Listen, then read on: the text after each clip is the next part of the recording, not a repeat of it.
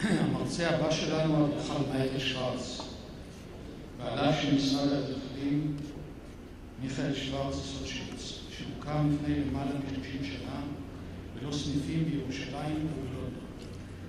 במהלך השנים, לצד תכנון פרויקטים בתחומי מובילים ומסחר ופעילות כמרצה, כיזם לקידום תחומי האדריכלות, רכש מייקל מוניטין רב בתכנון מלונאי.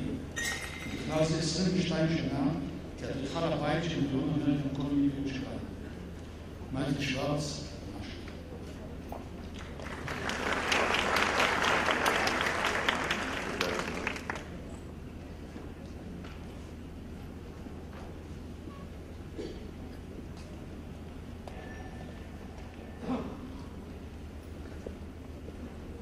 בוקר טוב. למרות ה-35 שנה בארץ, אני ביקשתי מאיריס שאני אדבר באנגלית. אז ברשותכם, אנגלית. גם כן, יש לי שני ראיונות עם קולגים שאני עובד איתם בענף המלונות, שהם בפסגה של הפסגה המלונות.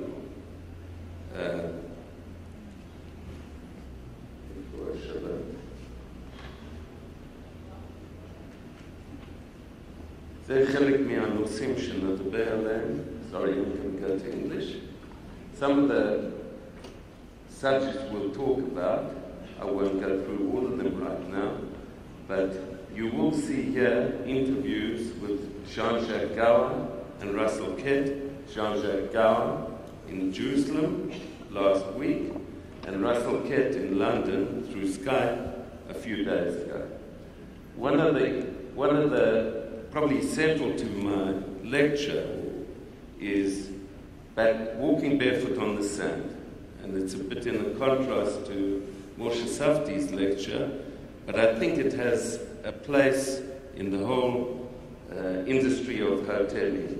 I think people want to go back and go back to basics. They've had enough time in cyberspace, experimented with Facebook.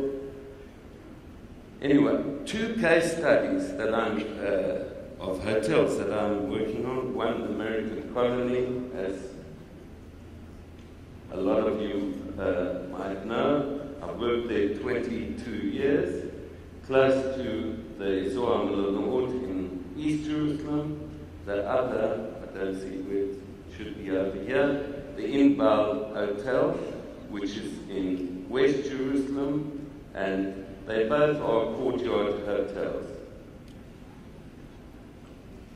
I'd like to start with the American Colony because it's a real passion. Having worked there 20 years, 2 years, you can't be in that hotel without being a part of the family.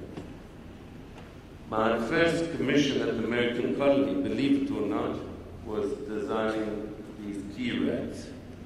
That's how and from then I moved on. And then originally the keys were this side of the American Colony, then became this side, then became smaller, the chip, plastic, and so on. That process took 12 years of discussions. That's how it was such an important factor to the American Colony. This is a lady who is very dear to me, almost like a surrogate mother. She passed away at the age of 96, Mrs. Vester, part of the original family. There we are in Austria trying out various chairs, fabrics, and carpentry. I will not go into the history of the American Colony. There today is a museum and archives. You're all welcome to come and browse there because it's an important part of the history of Jerusalem. Amongst the famous people there, the founders, Selma Lagerlof, who wrote about the American Colony and in fact won the first Nobel Prize for Literature in 1901 or 1902. We've done a lot of research, a lot of weaving the narrative or continuing the narrative which is central to the American Colony. Without that, it'd probably be an ordinary hotel.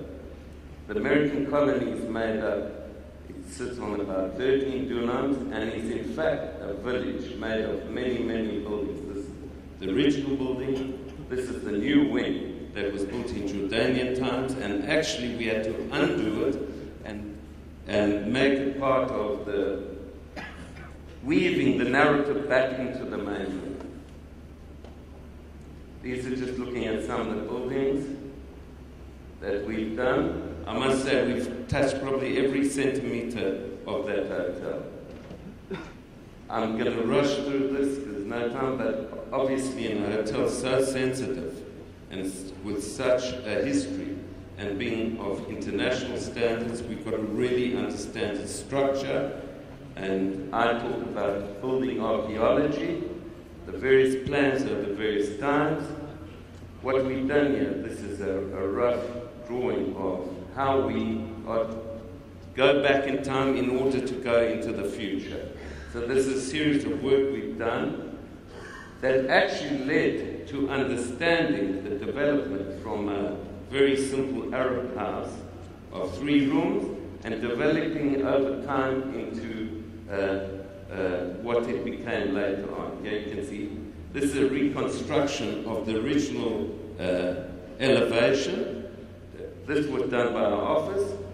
Anyone who's familiar with the hotel today, the entry is this. This is how it would have been in 1896. I now will go to Jacques Gauer, a very, very interesting man. I hope the hoteliers in the audience will help me listen to his lecture very careful, because he talks about much of what we will hear today or have heard today in terms of what is the future of hotels. Jacques Gauer, at the age of 28, became the management company of the American colony. 30 years later, he is still there. 22 years working with him has given me a huge insight into hotel industry. As the chairman of the leading hotels of the world, which one is the King David, the other is American colony in Israel, he has a huge amount of information.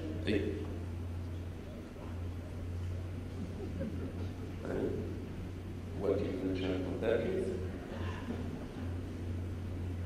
Anyway, if I can carry on, Jean-Jacques is an amazing man and is like, I wouldn't say like, he's a guru in the hotel industry in the world. I'm going to put it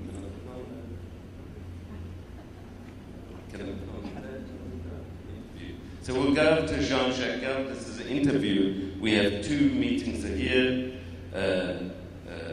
over the last 20 years, and this is Mr. Jean-Jacques Gauer. Please listen to what he says about hotels and hotels in the future. Hi, Jacques. Hi, how are you, my friend? I'm very proud of the meeting we just had. Yeah? We've done it for 22 years. When you come in, things is projects, it's new ways of looking at a hotel in the future. The last building I did, no, not one of them, the cover. Yeah? Is that a good return on your investment? This was a fantastic return on investment. The way it goes, I think there will be a payback in roughly 4 years or even less. What is that in terms of the hotel industry? This is much faster than the hotel industry, depending where you look at the hotel industry. If you look at it in Hong Kong, they pulled up a Hilton about 15 years ago, yeah. and they already bounced down the building and built a new one. And I must say, Cowboy here was something which was as fast as China. Conference call last week. I found apartments to even speak on it. If I'm on a conference call like this for about 30 minutes or 25 minutes, what it lasted the last time, yeah. I do other things also next. Yes, sure. And I sometimes look at your plans this afternoon. And suddenly I had another vision of how we could do things, not in the format of the building, yeah. but how we could achieve it in one go instead of slicing it through time. Yeah. I'm a believer that sometimes it is better to do it in one go. You start to develop a vision of where is that hotel in 10 years, how does it look, how should it look. That's why I like you, because you usually help us doing things like this. And I think nowadays you need to build a hotel on different pillars of income. Where is the hotel industry going? What are the trends? talk about Jerusalem, for instance, as this example here, I think that there is a lot of new inventory coming in, good brands coming in, making new hotels. The advantage of this hotel is that American Colony is that it is a landmark. It has a certain uniqueness about it because of the way it's structured, the building, the way it is, that the way also you respected the buildings they were. Having this respect of tradition will position the hotel as being a landmark. There are places like this in Asia, the Raffles, the former Raffles in Singapore, or the peninsula in Hong Kong with the old building in front and then the tower behind, but they have a certain respect of the history of the hotel. The door of the grand, don't fast as not to put this modern building next to this historical building. Correct. And they come together very nicely. Yeah. What do you think of that project? It is very beautiful. It is very ambitious. Yeah. It is up to perfection. The smart systems didn't work. Well, I'm not a friend of smart systems. When I realized that I needed nearly an IT guy to tell me how to close a curtain or put my AC on, there maybe things will come back a step back again to basics. A light is a switch. It's on or it's off. Hot water is hot water. Cold water is cold water. We are a bit lost, and we look for the human touch again. So maybe the race will not be in the future just to make more beautiful and more helipads on the 37th floor, or I don't know what. Maybe the answer to that will be a bit more soul. You cannot copy that uniqueness. And that's why people probably like these hotels and feel it a unique moment in their lives when they stay there. The American Colony. It's a passion of yours? I think it's becoming family. Somehow it grows on your heart. And when it grows on your heart, you like it. And when you like it, you do it not for money. You don't do it for any other reason because you have a big ego or something like this. You do it because you feel comfortable.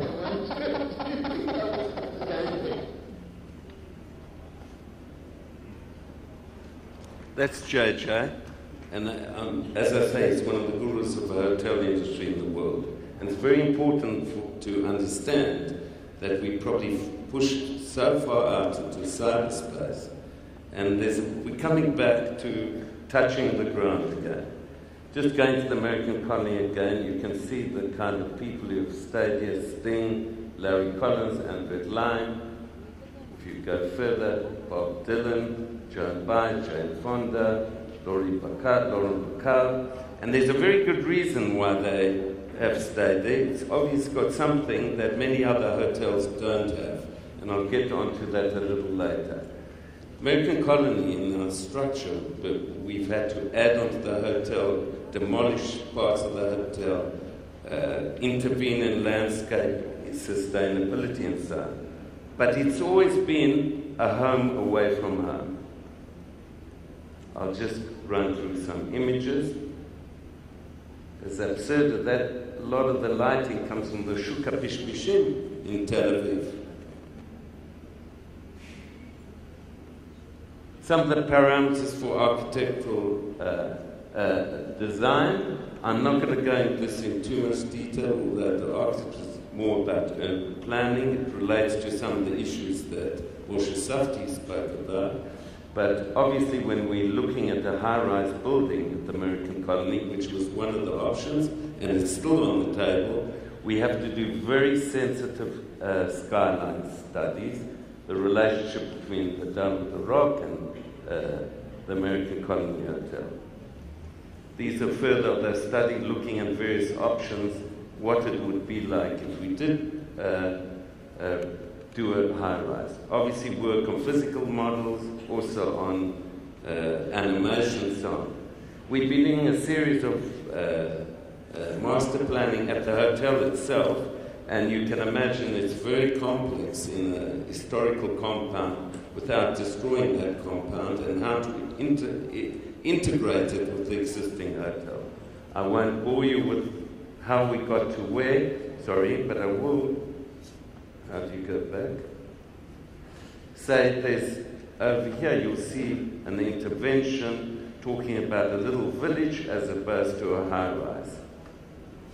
This is some of the parts of the master plan, but I will talk about the complexity of interfacing all the new builds with the existing builds. You can imagine it's ongoing operations, and you've got to build during a phase of operating the hotel, which is very, very complex.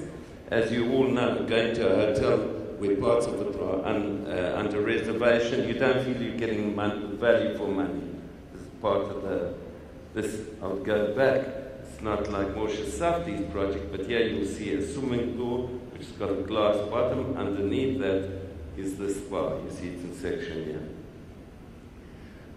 Obviously, when we're dealing with a big compound as big as the American colony and the whole lot of separate buildings, all the issues of food and beverage, servicing areas, Nagishut, which is coming in 2017, how you get around the building, what is the vision of the building, keeping its integrity, bringing in 300 cars, and so on and so on, and tying into East Jerusalem, and on this side into West Jerusalem. There's part of the master plan there, overlaid.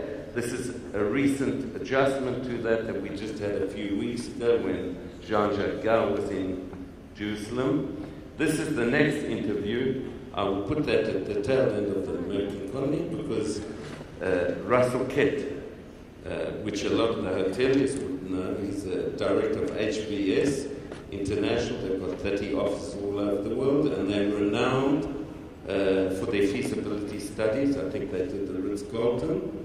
Russell's a very interesting name, but I really want you to listen to the end of the interview, the last statement, which is very interesting. He's a man who says, as far as technology is concerned, the hotel industry is in the stone ages. But listen to what he says at the end. Boker Tov, Russell. Boker Tov. Thank you for giving me your time. Can we start one of the topics you lectured on recently? You gave a very interesting title. What's now? What's new? What's next? As far as Israel is concerned, what's now is whatever He thinks we're in the Stone Age in terms of hotels, pushing it to the limit, and then takes off his shoes, doesn't give up his iPhone, but if he did, he'd have what's called a holiday. Return on investment. This, apropos American colony, this is a very serious study they always do when they're investing in additions and so on. A lot of the buildings we've had to turn around because they were back to front, or they had a front facade and rear facade. This was a rear facade with all the infrastructure. There was a huge air conditioning. The hotel invested in reshaping this facade, a new swimming pool, and that's what was created. Obviously, the balconies and so on were quite a quick return on investment. They had no option but to build a new pool, and I think probably the hoteliers or the owners will say that was quite a successful project. Here you can see it in the recent snowfall. This is another part of addition to an existing building. What I'm showing here was quite a complex structural stage of the building where we had to put in escape stairs, and we decided to take the escape stairs outside in order to get more rooms on the inside. That was a more radical departure from the owner's point of view, but they all stood behind it. I'm sorry. There you can see it, almost imitating some of the vaulting that's going on in the room. You'll see how it was originally. Yeah, we knocked down buildings here, added the building rights over here, and that's the result. Typologies, I'm not going to go into. It's interesting for architects. I'm happy to take anyone on a tour there to see the different typology and so on.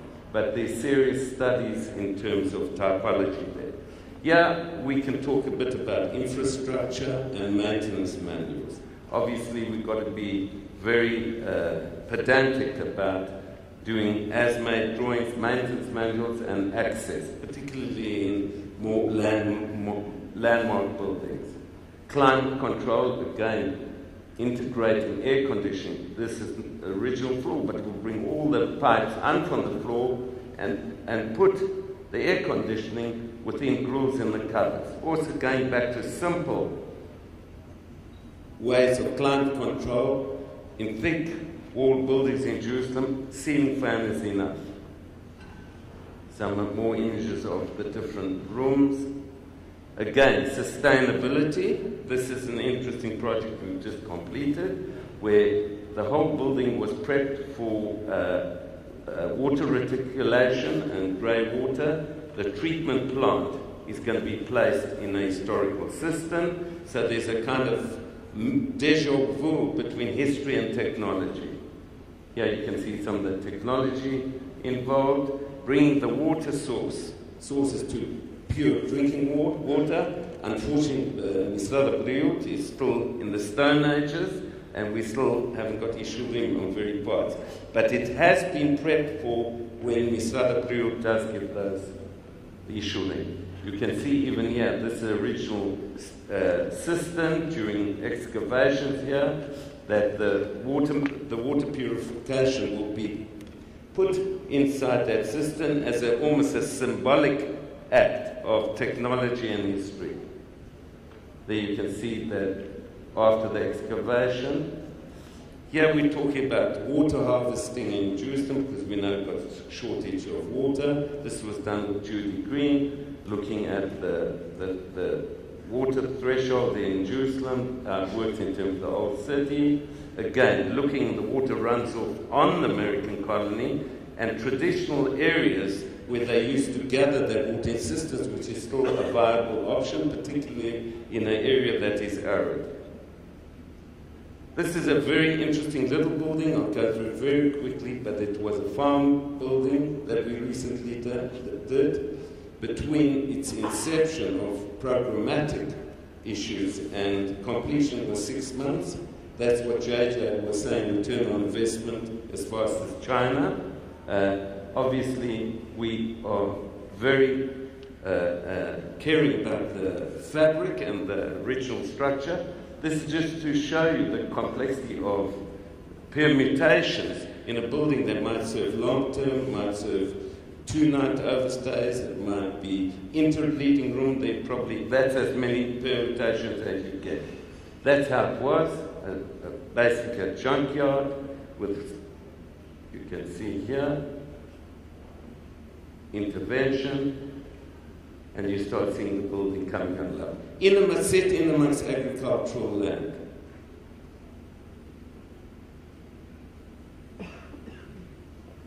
As you all know, or may know, there are a lot of famous guests. When Tony Blair came to live there, we had to there were very sensitive security issues that we had to address.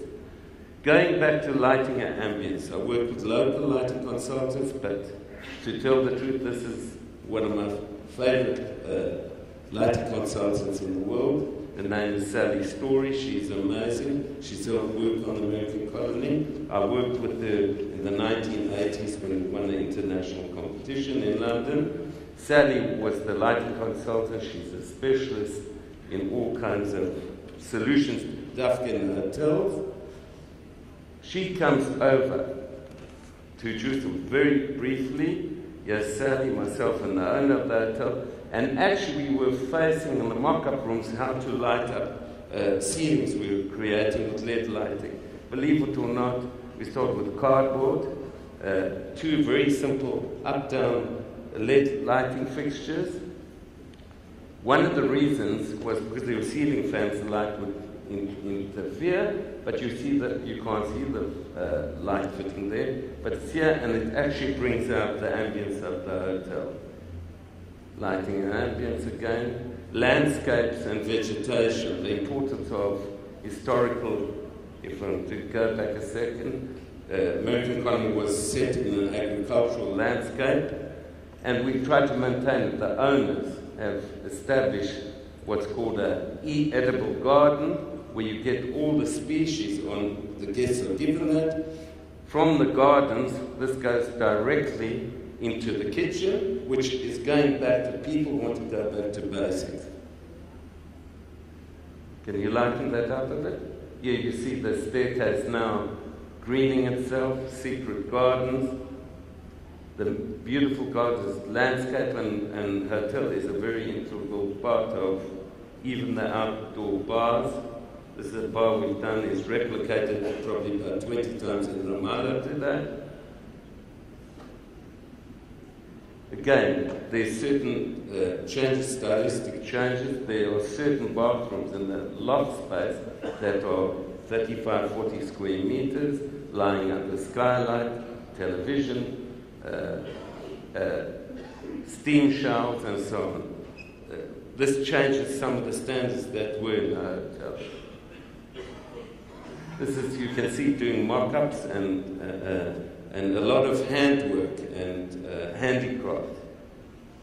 Going back to design of handicraft and traditions, these are these famous ceramics that you might or might not know from 1990. There's the Armenians that were doing tests on it outside the old city walls because they were brought in to clad the Al-Aqsa Mosque. You can see we're still actually working with the same family 4 generations later. Again, handmade. This is some of the stuff we're doing in Italy. Handmade furniture in a very nice family factory. Unfortunately, we have to move out to China. It was a big issue, but I insisted that every week they send me pictures from inside the factory so to monitor the quality control and the various items they were manufacturing. We were talking about contemporary and traditional coming together. As I asked JJ, this is the Dolder Grand in Zurich, a beautiful hotel.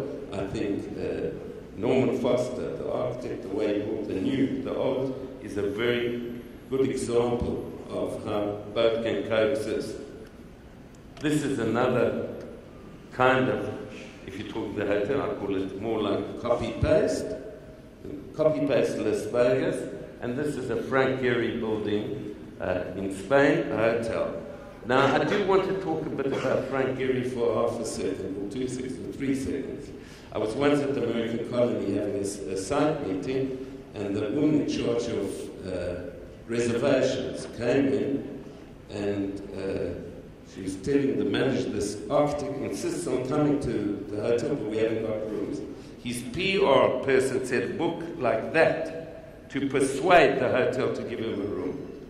They asked me, do I know Frank Gehry? So I said, yes, of course, you must find him a room. So they found him a room, but it's interesting, a lot of very, very world-famous architects. I don't know if Moshe Safdie ever comes and sleeps out there. 2 years. Why do architects who are doing these amazing projects all over the world come and feel comfortable at the American Colony? I think it all goes back to a place, a hotel being a home away from home. It's a very important aspect. We're also doing, this is the late Jakob Rechter, we're doing the Inbal, which is another courtyard hotel on the west side of the city. I'm not going to go into all the interventions we're doing, but we're actually adding floors, increasing the inventory of hotel rooms in Jerusalem, which is a big dachaf, whatever that's in. Mamela is there, the Order for Storage, so they're feeling a particular urgent need to upgrade and expand. Wherever possible, we try to think through some of the ideas that Jakob Rechter had, which goes back to the ego of an architect. I think sometimes someone came before you, you come afterwards, you've got a responsibility for their vision as well. The Inbal, I don't have to tell where it is. Looking at views, actually here, we had to look at a lot of very precious issues of shade, shadow, and texture. If this can just be made a little bit darker. We came into the hotel, there wasn't really an organized plans of room types, what floors and so on. As part of our work, we did go through it and organize the drawings and how flows were. Also, I think one of the most important thing as an architect of hotels is to bring the full scope of the people working in that hotel into your decision-making processes when resolving all kinds of issues. So I asked the manager and the owner. The owner is a very interesting man called Jacques Gauer. He left Israel after the army with $20 in his pocket, and Jacques, now in the 70s, a wonderful man. He's the owner of the Inbal Hotel. These are some of them. I'm just going to go very briefly over guest room comfort standards, the whole thing of sleeping comfort, the issue of acoustic isolation, the whole issue of blackout. You know, a businessman comes at 3 o'clock in the morning, wants to sleep till 10 o'clock the next day. The issue of bathrooms, climate control, quality audio control, balanced natural and artificial light. And the main thing, infrastructure, easy accessible. There are never enough outlets, you know, particularly for these high-tech nomads, there's never enough. And of course, generous cupboards, shelves and niches. People have more cosmetics. People want to spread themselves out. They come with 20 electronic devices. This is just going back to the Inbal, where we're doing all the redoing bathrooms, adding rooms, and the executive suites. They were pretty tired, I would say, and considering all the brands coming into Jerusalem, choosing the materials, going off to Kerala, cutting, watching it, and this is the results we have. Also working with glass and trying to work the courtyard is a bit exiguous of that the Leibrechter did. We want to infuse light, bring in birds and so on, like lighting experiments. They had no clarity of entrance. We started using the idea of origami, working with a company that I know Moshe Safdie works with, Octatube, doing feasibility studies. Here you can see them installing this huge glass canopy. So we give it a bit of a grand interest, but still being respectful to Yaakov Rechter's vision. Just going to ROI very briefly. Again, utilizing views and adding balconies. Before they didn't have any balconies, we're opening balconies. Because we the architect in the Christian Quarter, we have a kind of control of the skyline. I say control. This is the Franciscan monastery. We're lighting it up. We're bringing it into the room.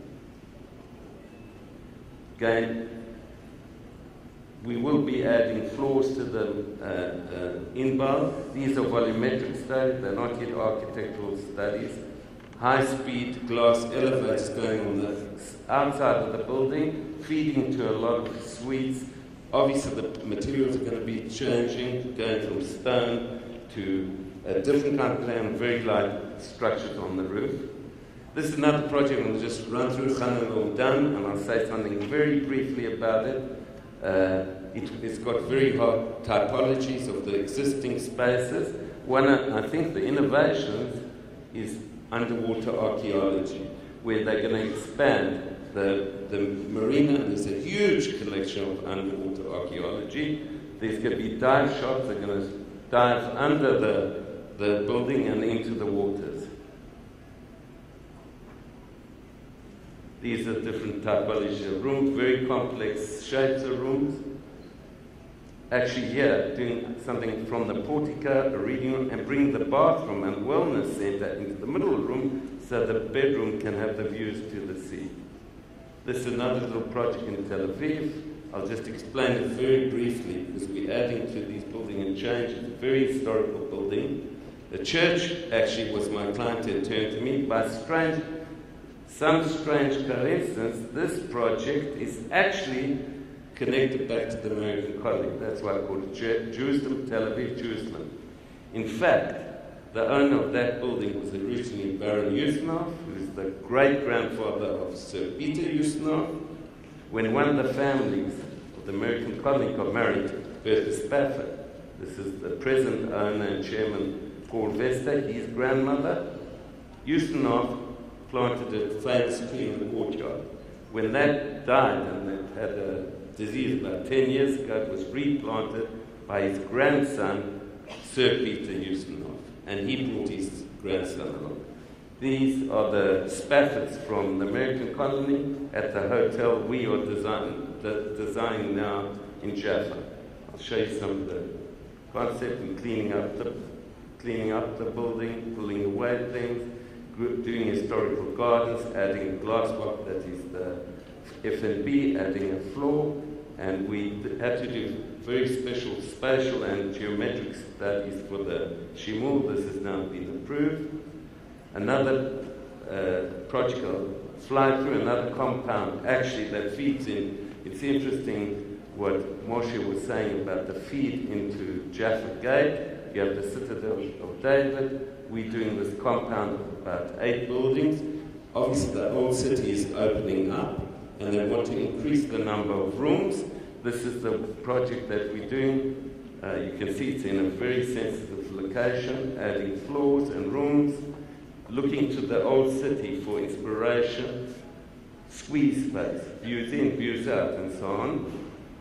The roofscape of the old city with design strategies, I'm not going to go into it now, and actually the whole issue of it, there's a walk that twists and goes around the compound, and there are learning parts because it's also academia, and finishes off on an outside church on the access to the Wailing Wall.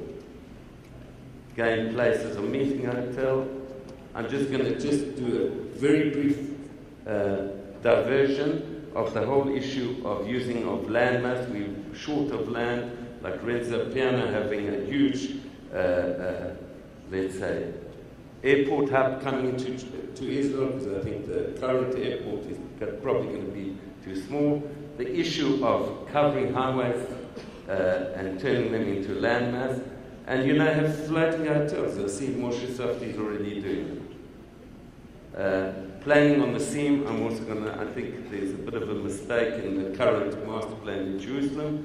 They structured a lot of building along Jaffa Road. I think it should have been on Fischer, because I think that is knitting back a divided city along that seam. We've done a lot of work on that. I'll go back one moment to the American colony. I think hotels also could be a cultural hub. We put together a group of Palestinian and Israeli jazz artists as a symbol of hope in this neutral territory, that somehow these barriers will one day come down, we'll have a unified city, and I'm not talking politics now. Currently we're working on a project, we're organising, this is Road 1, a jazz, I'm working with a lot of international jazz artists, and we have to start what's called Jazz on the Scene. We'll bring both jazz parties together. With that, I'll start finishing, back to basics. People want to touch the ground, people want to walk in the water, people want to swim. And I'll say this is a project we're just starting in Scorpius Island. I'm going there on Wednesday. It's going to be a complex of caves, as funny as that might sound, and basically touching the landscape. We have a huge demand for that. That's, again, the final picture from the American colony, a place where someone can sit, can read, can leave their Facebook, leave their IT, and just start thinking, breathing, and being serene. Thank you.